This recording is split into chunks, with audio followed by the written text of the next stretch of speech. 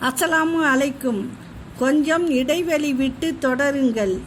வாகனங்களை மட்டும் அல்ல, உறவுகளையும் தான். சிறு இடைவெளி அவசியம். தனக்கு வலிக்கும் என்றால் கவனமாகவும், பிறருக்கு வலிக்கும் என்றால் கவனக்குறைவாகவும் பேசுவதுதான் மனிதன் உச்சக்கட்ட சுயநலம். ஆறாத காயத்திற்கு, தீராத கவலைக்கும் சில நேரத்தில் மருந்தாக பயன்படுத்துவது சிலரின் அன்பான வார்த்தைகளை.